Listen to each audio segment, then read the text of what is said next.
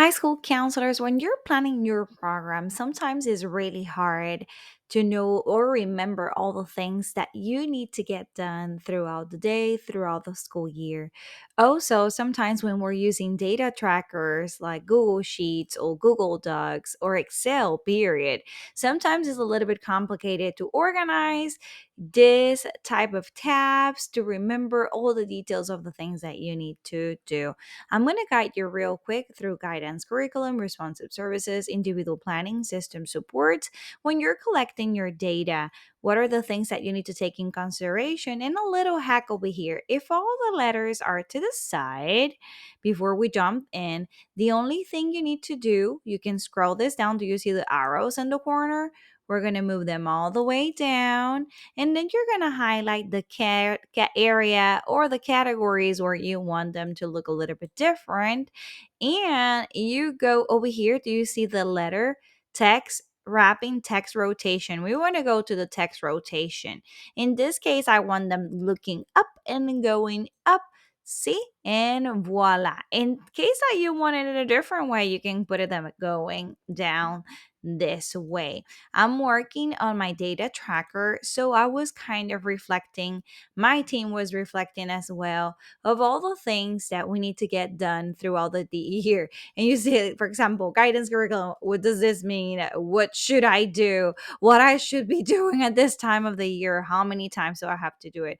I have to say two things. I'm a school counselor from Houston, Texas, and I use the Ask a model and I use the Texas model. So this video also depends of your school district, of your state, and then where you're living and what are the guidance that you use.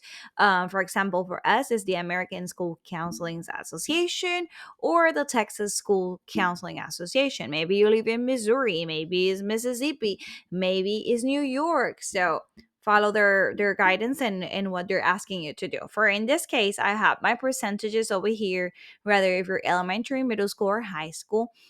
And then it's like a reflection. This is like my brain dump over there thinking, what are the things that I should do?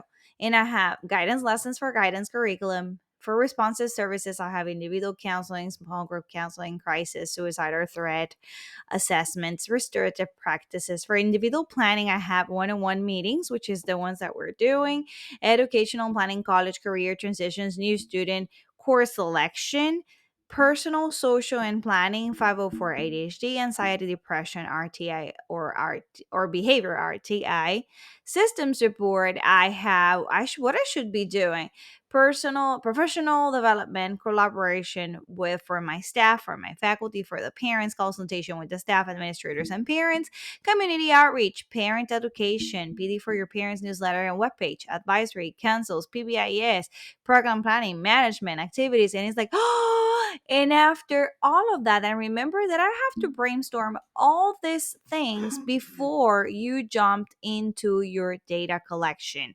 So you can't move on to create this beautiful chart. Let me fix this part. You can't move on until you as a counselor know what you're supposed to be doing. If you're like me, that you're going through this new stage where we need to justify or explain how we're investing our time, rather if it's in minutes like I have it over here, or if it's in days or weekly, or if you are an amazing school counselor and you want to know how you're spending your time, or maybe things that you want to tweak, or you want to show evidence to your appraisals or your principal or your assistant principal or administrators on what you need, this is a excellent tool for it. The other part, which is not the one that you want to hear maybe, but it's necessary to so you can understand what's going on, non-counseling related activities. What's happening over here, this is taking over our role. So you have the morning duty, lunch, after school duty, that takes a lot of time. from you: 504 coordinator if you're the Title One coordinator, LPAC coordinator, testing coordinator, testing backup person. If you serve as a coordinator or administrator of special programs like arts, 504, dyslexia, LPAC, GT. If you're coordinating paperwork for new students rather than the registrar, computing grades and averages. If you are dealing with discipline, which is something very common, student discipline and monitoring ISS or any safe rooms, assistant with admin and duties or clerk duties. If you are a substitute teacher once in a while or very often, if you are supervising classes or classroom, if you're providing interventions like randomly the scores on the STAR test didn't go well and now you have to monitor, let's say, um, I don't know, keep math interventions, reading interventions. That's basically non-counseling related activities. So I hope this video was helpful for you. Let me know. I would love to know if as a counselor you have to do this process, just like we are moving forward with this. Keep me posted and let me know your questions down below under the comments, and subscribe to my channel. If you have any other questions or if you have any other suggestions of videos that you want me to create other than these tutorials like how to, please keep me posted. The next video is going to be about a lesson. I know that you love lessons and lesson plans, and stay tuned. Bye. Subscribe.